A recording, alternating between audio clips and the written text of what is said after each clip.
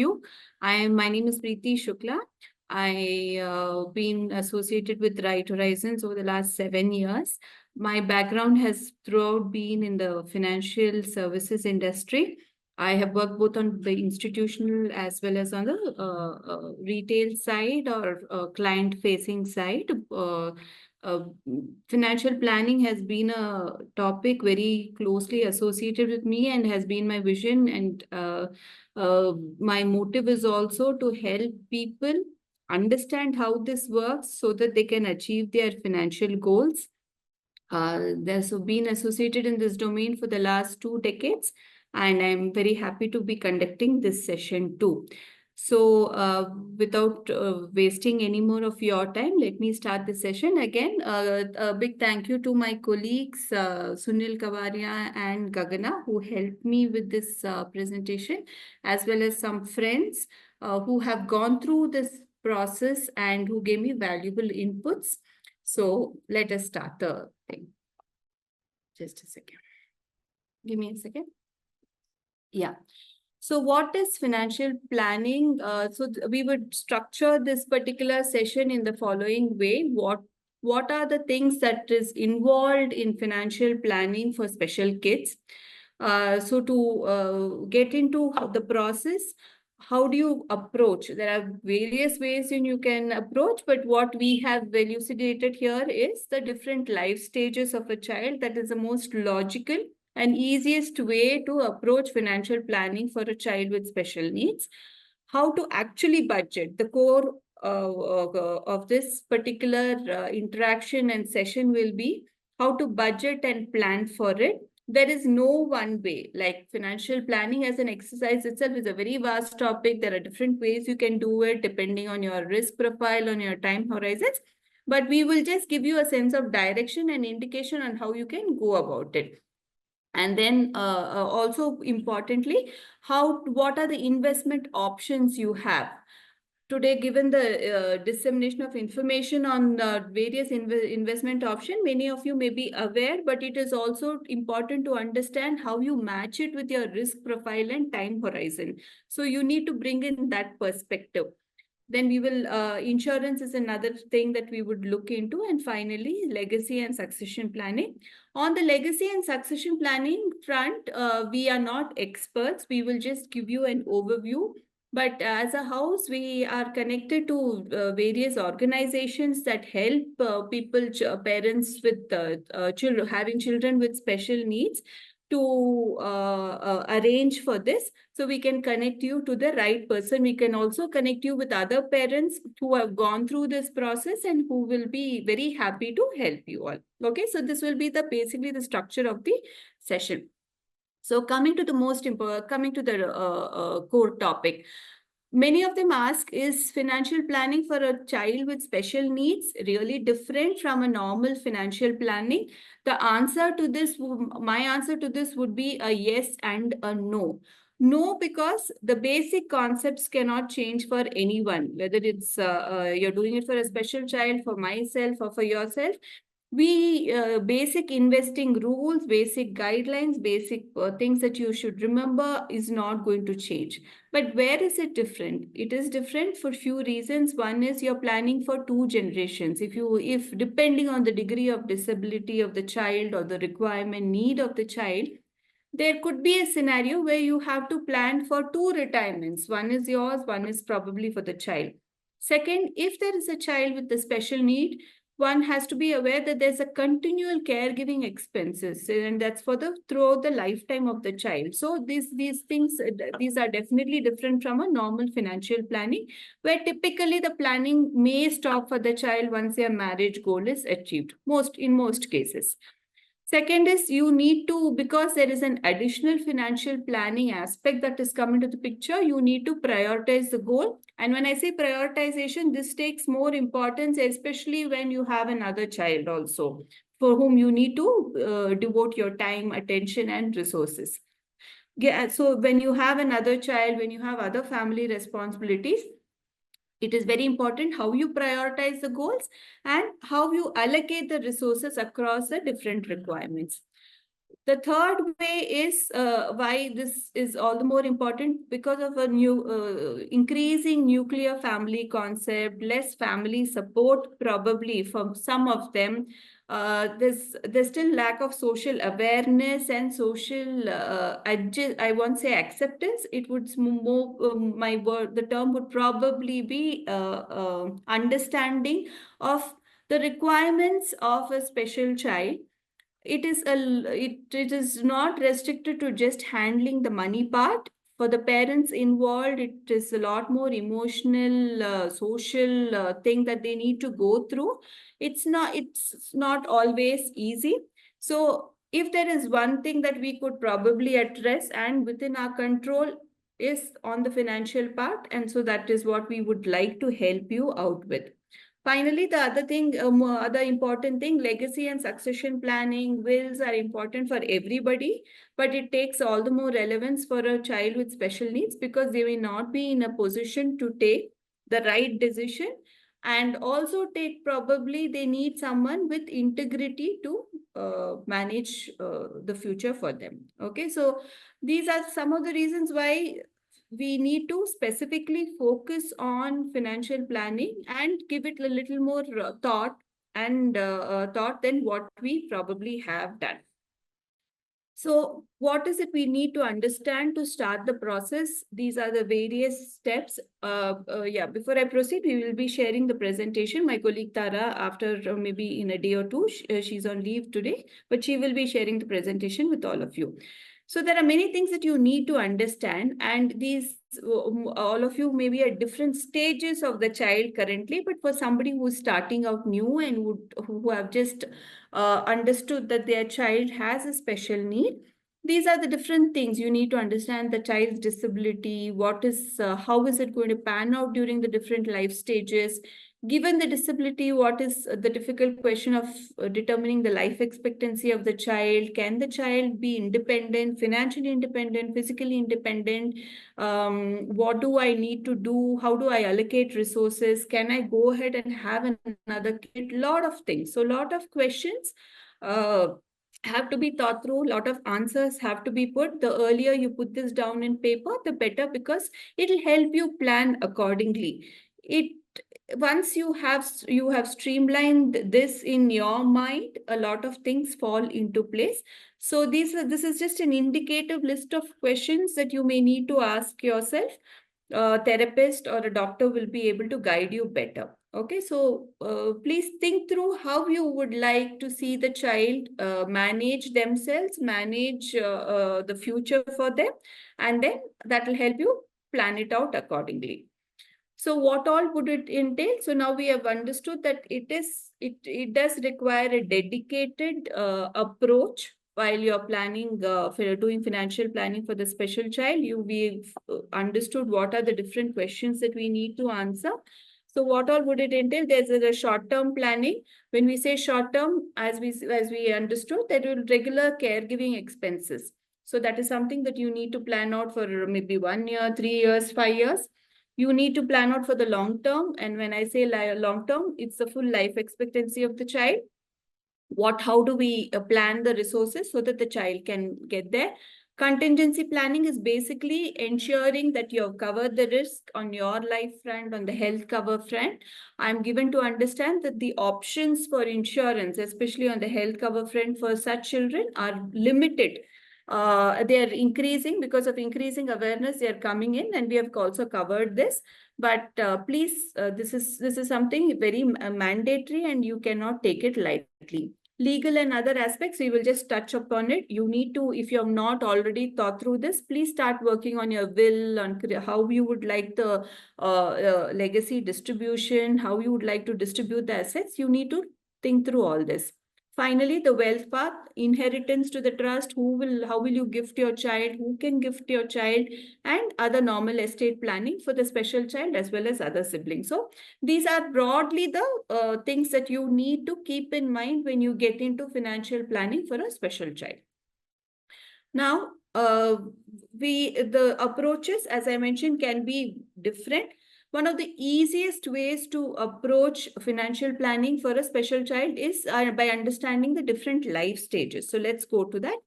You can look at it as a minor stage and as an adulthood stage, and even in the minor stage, they could be split. So suppose if you're typical minor, you can take it as 0 to 4 years, is when the parent typically understands that this child has a special need. You figure out there's a diagnosis, you understand how to handle it. You're still trying to meet the doctors, meet the therapists, see how the severity of the disability is.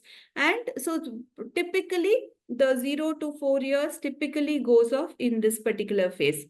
Then once you have determined and once you know that I need to address this child in a different way, the stage is from the 5th year to the 18th year, typically, when the child is still a minor, and the kind of care differs.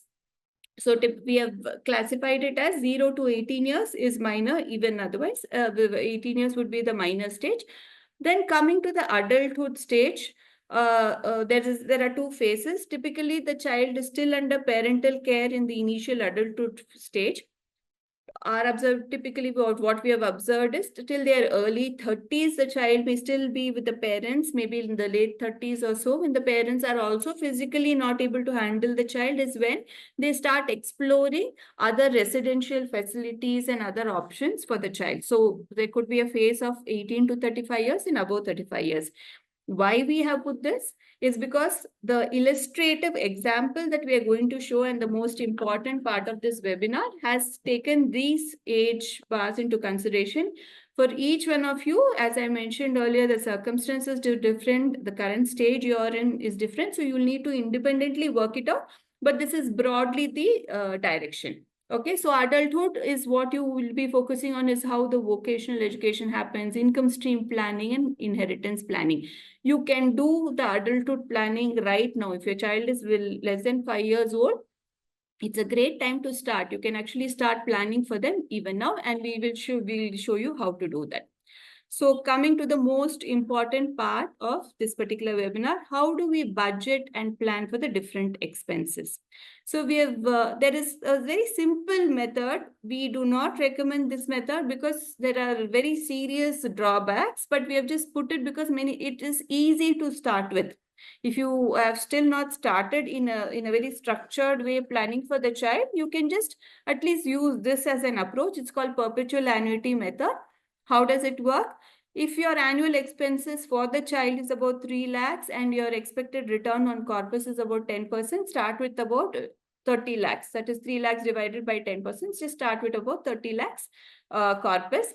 It's a good base to start with, but two very important things: it does not factor in life expectancy, and the most important for any financial planning exercise, it does not factor in inflation. There is no meaning if you do not factor in inflation into your planning and budgeting exercise. So this is just for theoretical knowledge. In case somebody just wants to start, you can do that.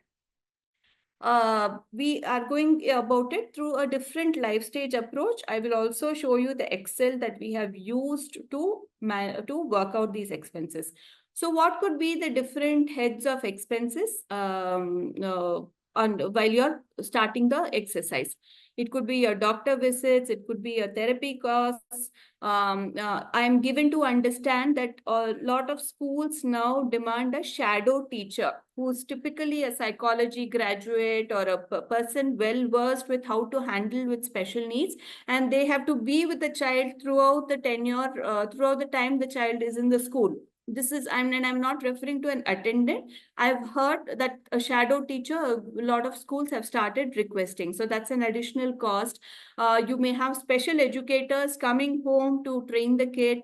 There could be equipment costs, food and medical expenditure, and medical emergencies. So this is for a minor. When you move to the adulthood stage, probably the inclusive school education costs go away, but you may start looking at a vocational training for the child. If it's a male child, typically you will have to look at having a male attendant instead of a lady handling the child, because the physical requirements also change. Food and medical expenditure may not change too much, but probably you may keep a higher allocation towards medical emergencies. Again, when the child comes to adulthood under external care, You'll have to look into residential needs of the child. Medical emergencies is a bigger budget that you need to start planning, because from this stage, adulthood under external care, you start planning for the entire life expectancy. You'll start thinking of all different, you need to start planning different income streams that you can look at.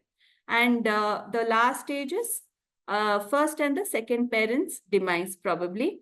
How will you handle on the death of any one particular parent? And how will you start looking at income distribution? So these are the different heads of expenses that you need to keep in mind. There could be legal costs, there could be other expenses. So, but broadly for the special child, this is what you may need to look into. And if you have not done it, this could be utilized as a base to start with. So we are going to get into that illustrative example. I'll also show the Excel part as I mentioned.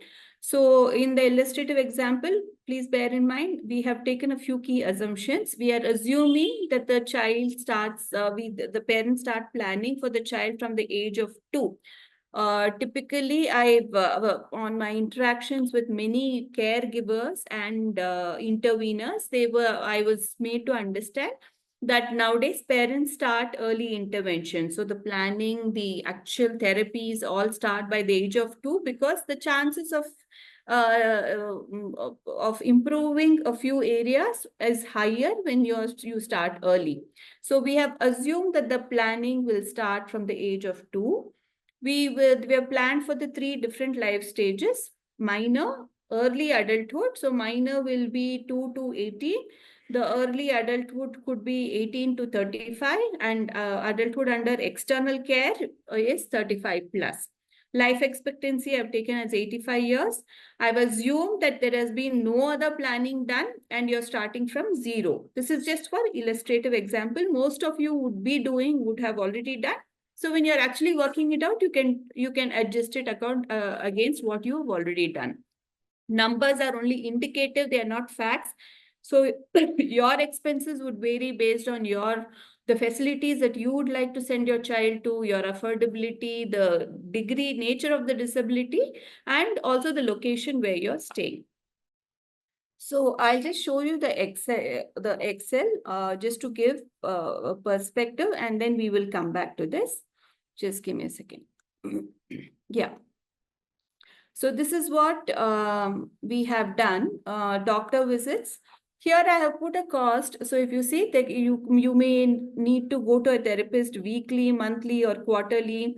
There could be a quarterly doctor visit. There could be other attendant costs, which typically are monthly. So many expenses will be monthly, but there could be also weekly expenses, especially your transportation and therapy costs could be on a weekly basis. So try putting it down on based on the time specifically, and it will help you easier. So if you put medical emergency for this to start with, keep it as 5 lakhs. This is an initial corpus that you may need to look at. It could vary again depending on your child and depending on other situations. So I've taken it as 5 lakhs. This corpus will also grow, but this should be done at the beginning stage of planning. Similarly, for adulthood, we have taken a different set of costs. Again, kept 5 lakhs for medical emergency. And the attendant costs will increase significantly, because especially if it's a male child, you will need somebody who can handle the child also. Even if it's a lady attendant, nowadays, I don't think they come for less than 20 to 25,000. Vocational education, I'm assuming you will have special educators coming in home to teach the child. Food and medical expenditure. Food and medical expenditure, I'm given to understand that a special child, the food requirements may be slightly different, because some foods specifically needs to be excluded. But more than that, a lot of therapists told me that people go for alternate therapies to explore options for the child. So it could definitely be in the range of 10 to 15,000. Finally, adulthood under external care, we have taken residential needs. Based on my interaction with many people, I was made to understand that it could start for as low as 20,000 per month, and it could go up to 3-4 lakhs per year, per month. Okay, the residential needs. It again boils down to what is your aspiration, what is it that you want to do for your child. I have taken it as 1 lakh, and when the child goes into residential care under external care, I've increased the quantum of allocation that you would like to do for medical emergencies. Each one of you may have taken insurance for the child. We have also put down a few details. If you have more, we would be very happy if you can share it with us.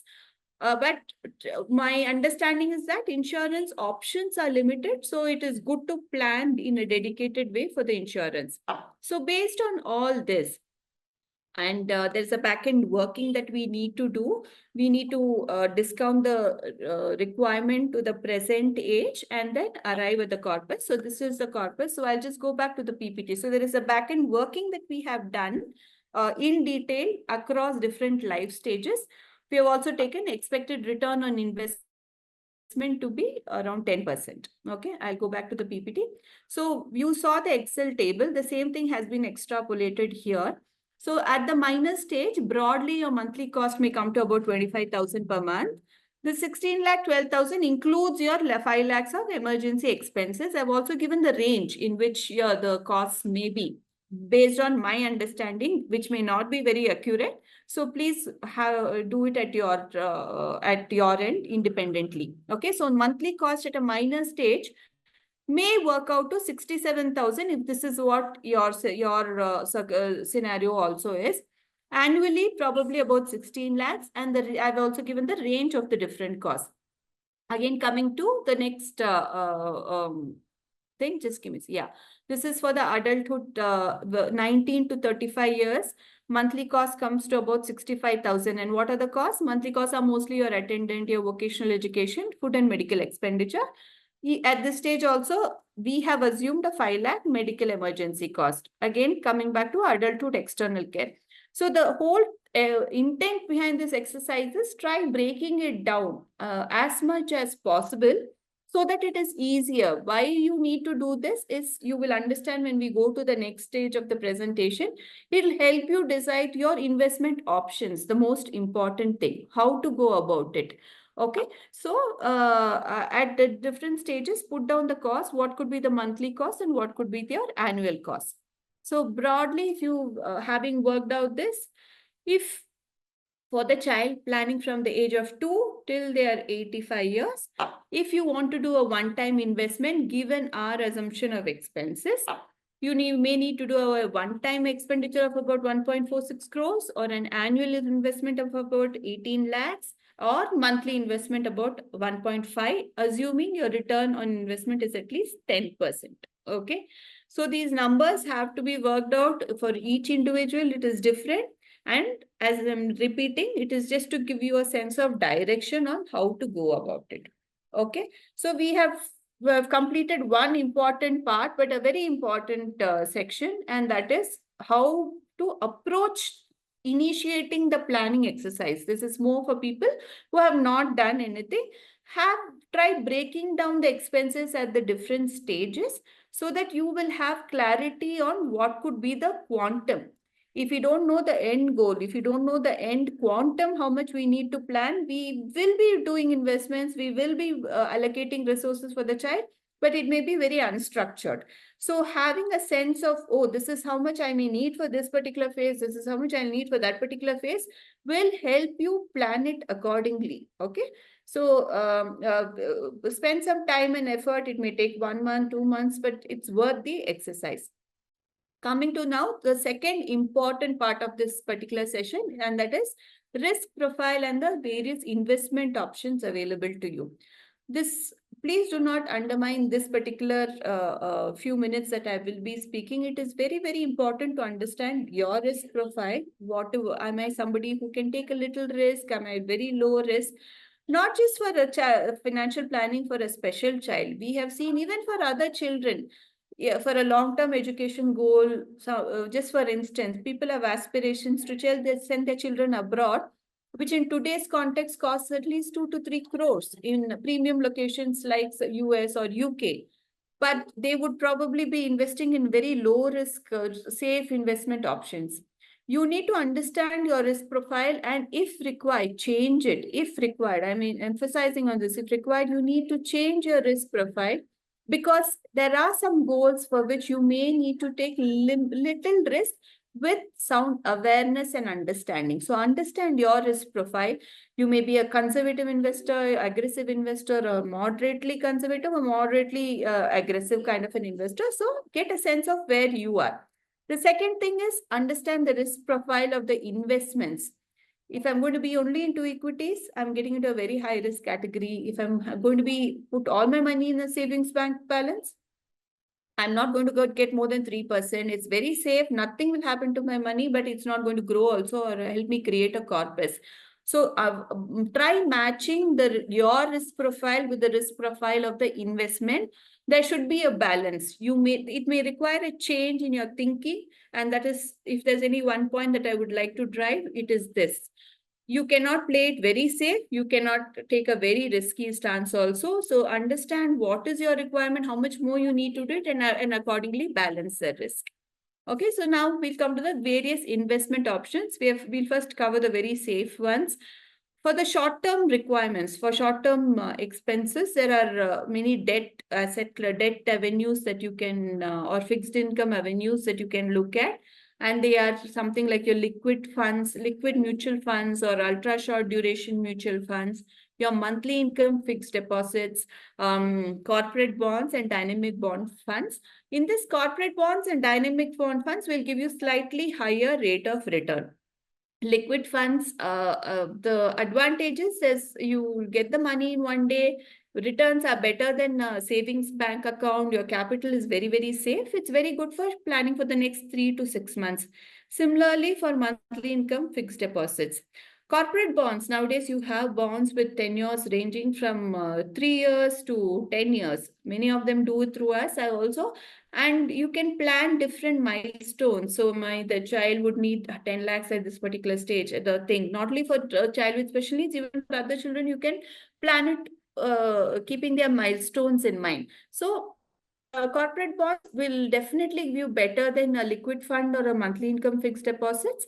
And dynamic bond funds. If you don't understand corporate bonds, how NCDs, debentures, and all work, you can look at a simple mutual fund again as an option. Dynamic bond funds, the returns are much better. I was just going through for the sake of this presentation only. The dynamic bond funds have given as high as 11% last year. So in a high interest rate scenario like how we are currently, they will give very good returns. Debt as an asset class was a great investment avenue and is still probably, given if you're depending on your risk profile, on your requirement, but there's been a change over the last 2 years. I think the last year's budget, they removed the indexation benefit for all these investment avenues. Now it is either it's your interest or on maturity or any capital gains on debt is charged at your current tax slab. So that's a big benefit. With indexation benefit, which was there earlier, has been taken away, and I would call it a drawback. So debt as an asset class is not all as great as it used to be, but still, from a capital preservation point of view, a small allocation is definitely recommended, especially to meet your short-term needs. So these are the different avenues. The other things on the very safe side, you could look at is an immediate or a deferred annuity. Immediate or deferred annuity, the returns are very low, 4 to 5%. But the more important drawback with that is they do not factor in inflation. In India, especially, you do not have inflation-indexed annuity products. You do have them in US and other countries. But in India, we still don't have. So before you allocate a huge sum for an annuity thing, you're blocking 20 lakhs, 25 lakhs kind of an investment. Please give it. The returns are only 4 to 5%. Without taking too much risk, you have other avenues where you can and you earn at least 7 to 8% kind of returns. You have a guaranteed tax-free income options, which in today's context gives about 6.5% to 7% kind of a return. Look at that if you want to keep a regular income, like if your monthly expenses based on our own illustration was about 60,000 monthly for a minor child. Maybe you can plan 10,000 out of that coming from this guaranteed tax-free income. Today you're getting 6.5%. Okay, so post tax everything, so it's even post inflation, you will still earn 2 to 3% more on the positive front. So this is a good option to consider, and they also come with a return on premium. They are better than an immediate and deferred annuity, I'm saying, and maybe as good as one of your investment avenues, not as the major one. So guaranteed tax-free income options, please consider if you want a regular tax-free source of income. And also, when you get back the return on premium, if you would like to allocate it to a trust or something like that, you could look at it.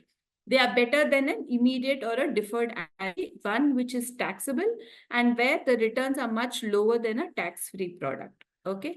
The two investment avenues that I would like you to definitely look at as a small allocation or part of your investment is PPF and Sukanya Samriddhi for the girl child, because these are the only two investment avenues which in all probability will continue to be tax free.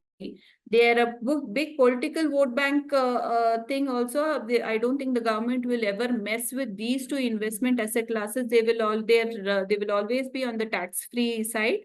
So please have one small allocation to both Public Provident Fund and Sukanya Samriddhi. Both Sukanya Samriddhi especially is giving 8% in today's context, wonderful rate of return.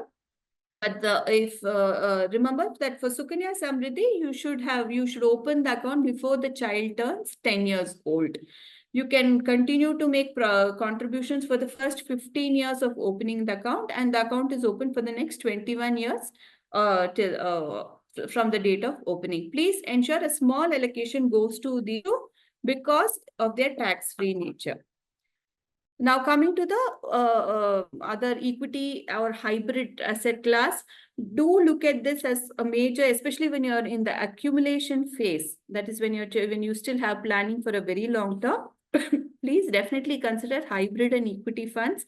You do need them because they are one asset class which will help you build that additional corpus.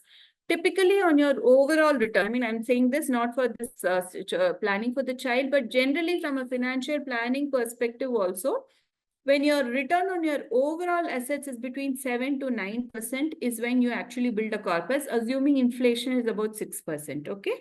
So try mandatorily an allocation should be into hybrid and mutual funds. The hybrid and equity mutual funds, please don't put everything into FDs and very safe investment avenues. It will not help you build a good corpus, which is why I'm reiterating the point which I mentioned earlier. If your risk profile is low, you may need to do a rethink. Okay, so it's very important. So there are different options.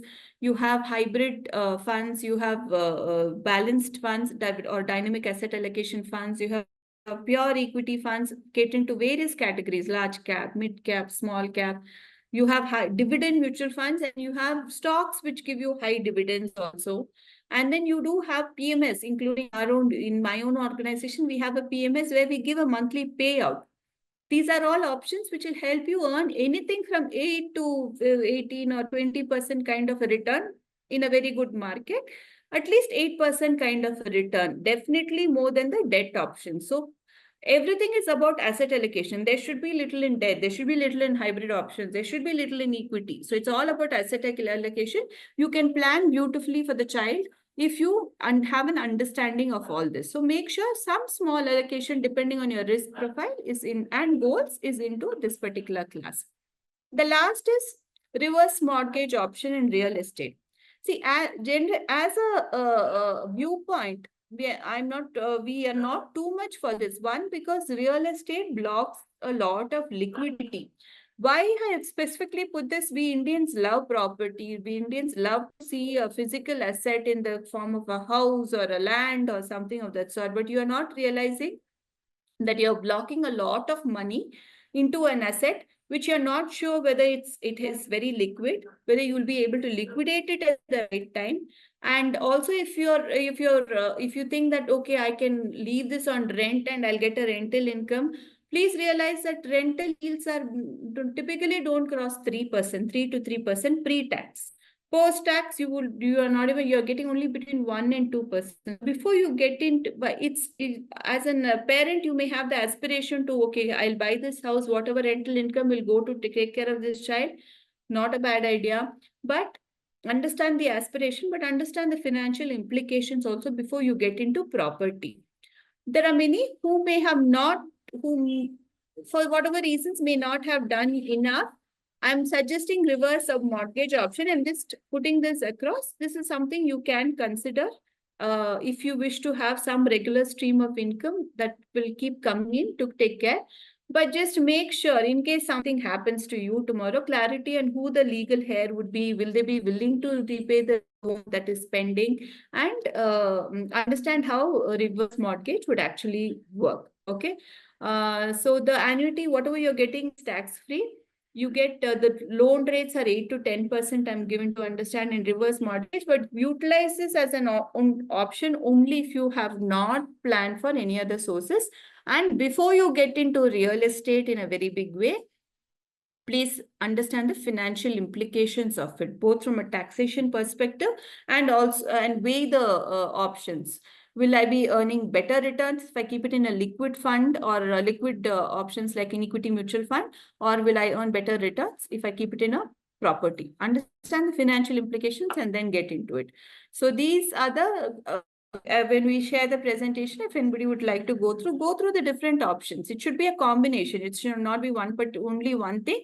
This is just an overview. There may be a few, like people can have also invest into commodities as in a e-gold or in a electronic way to diversify their asset class. There are various options. So this is just to give you a glimpse of what all you can look at. Okay. Yeah. So now we covered one part. The other most important part where we were checking what all areas we need to do. One was risk management or contingency planning. So we'll cover the insurance part. Insurance, very, very, very important. Please do not take this lightly. Both life cover and health cover, as well as other general insurance, is also important.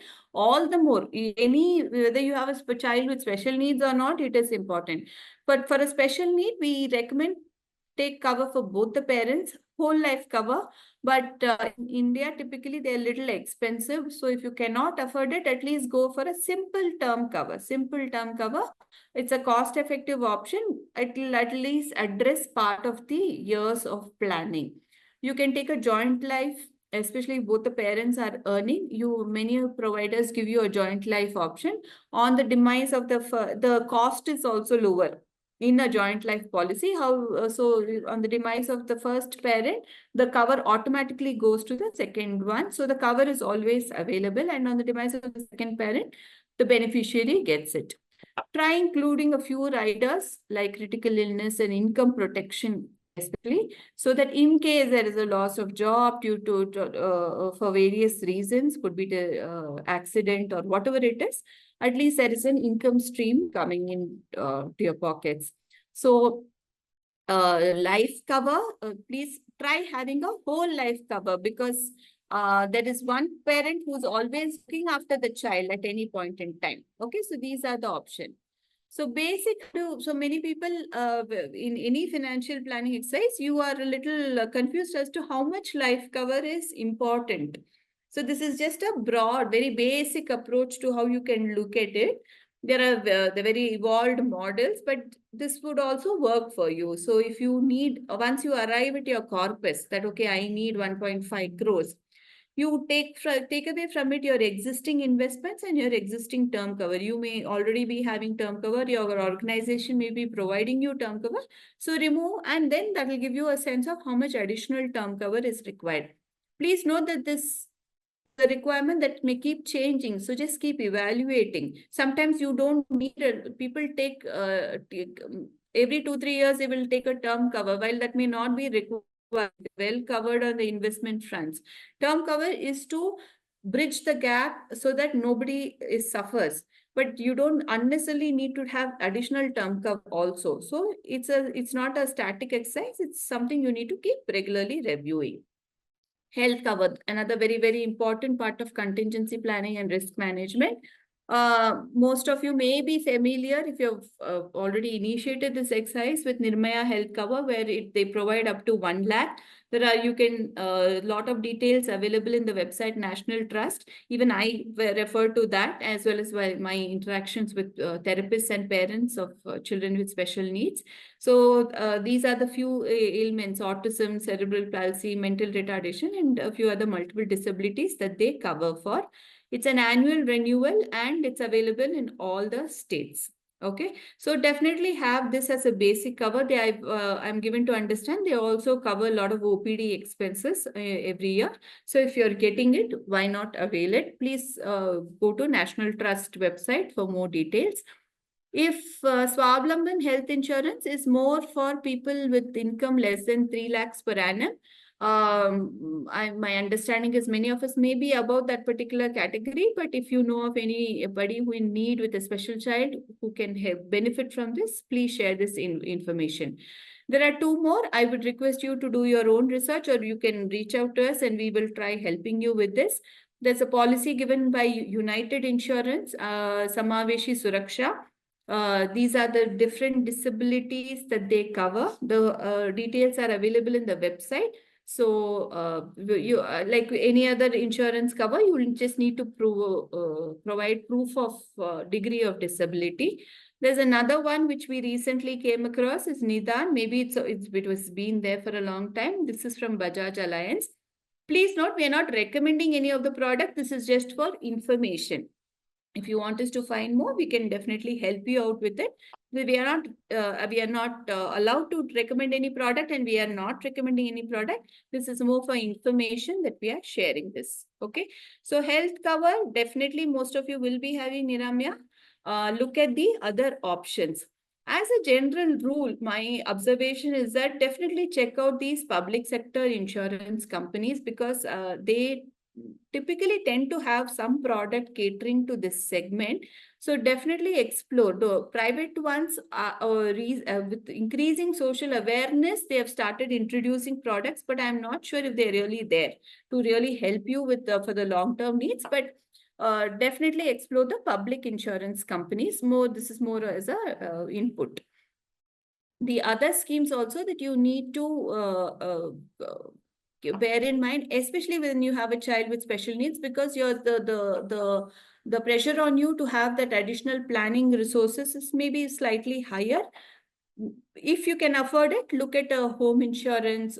If you're on your own business, look at a professional liability insurance, especially because of loss of job or income, and disability insurance, loss of income due to disability. This can be loss of a disability insurance, can also be taken as a rider as part of your life cover. But if you can afford the additional premiums, please look at all this general insurance requirement also.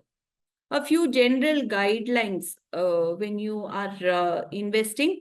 Please note that most investments in today's context can be done on a monthly basis. You can do mutual funds monthly, you can do stocks monthly, NPS monthly, PPF monthly, term insurance premiums can be paid monthly. So the burden is not too much. You just need to, it's about planning. So lot of investments can be structured on a monthly basis.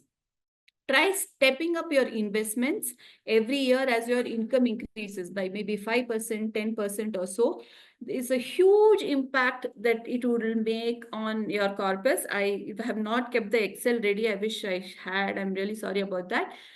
Just a 10%, even if you start with a simple 10,000 SIP and increase it by 10% every year, the difference in the corpus that can get created over a 25-30-year period is huge. So don't underestimate the power of compounding, which you would also be hearing from different sources.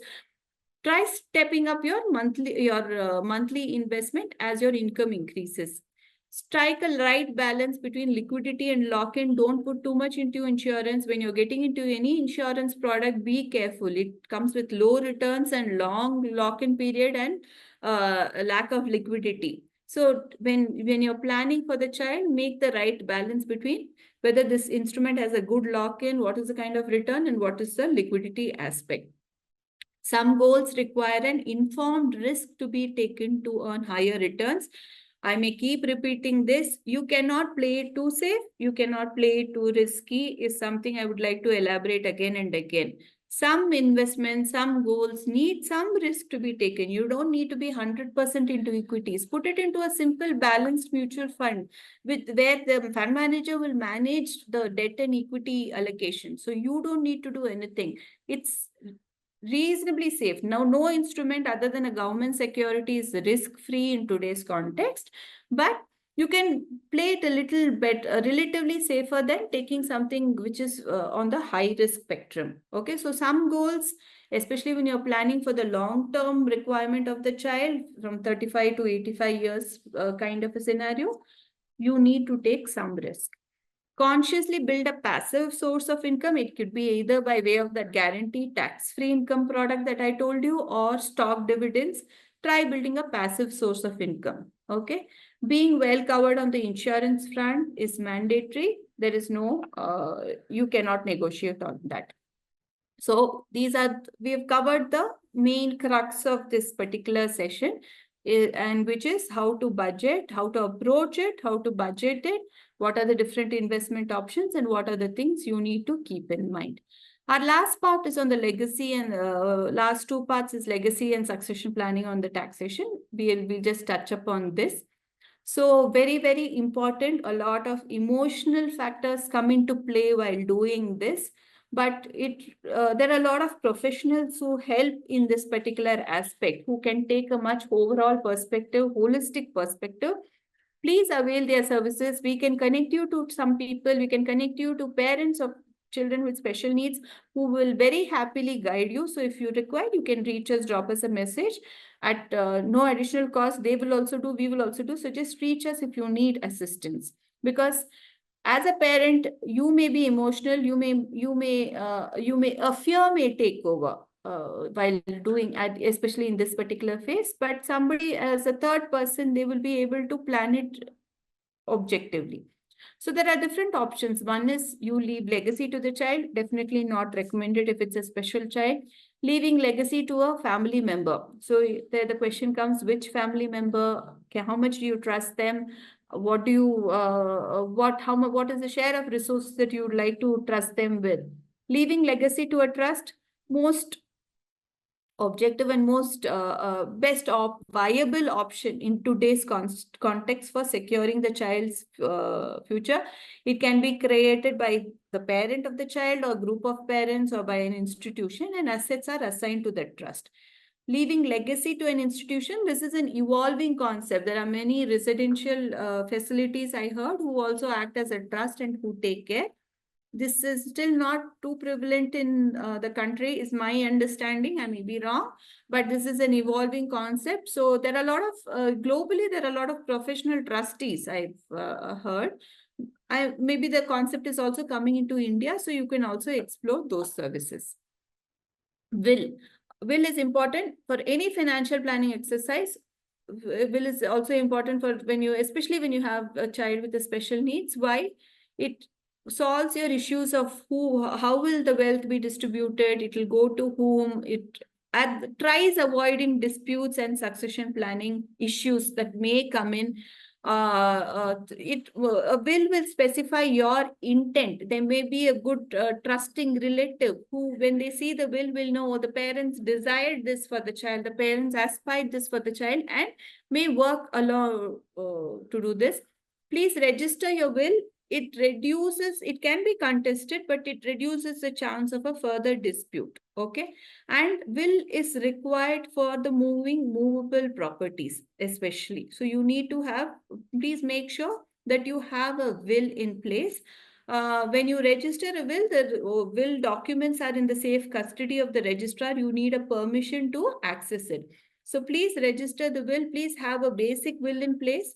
Will can be informally written also, but benefits of registering it is much higher, routed through a professional entity who will take a fee. The fee may pinch you, but it is worth the exercise.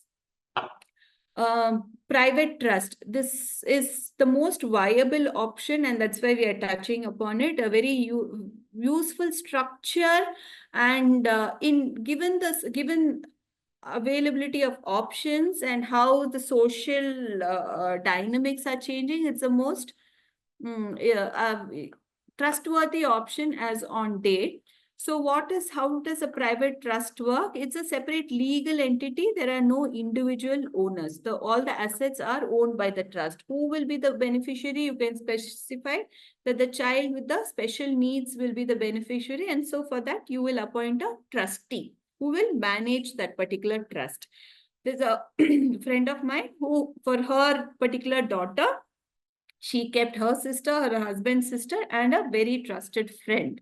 So that the distribution of management of the trust is also split between the three, and the risk of things going wrong reduces. Okay, so who can be the trustees? It can be your friends or your relatives. Who can gift assets to the trustees? Anybody, your friends, your grandparents, anybody. And what type of assets? It can be movable and immovable. So this is basics of a private trust. Lot of how the private trust. So movable properties, you need to have a will. For immovable properties, you need to create a trust deed. It can be a specific trust where you clearly specify how the income will be distributed if there are more than one beneficiary. And if it's a discretionary trust, income is not specified. So our context is of a special child. So most probably we'll all go for a specific trust. Revocable trust, where asset ownership is unchanged. On the death of the settler, the trust becomes irrevocable. Means the assets are automatically moved to the trust ownership.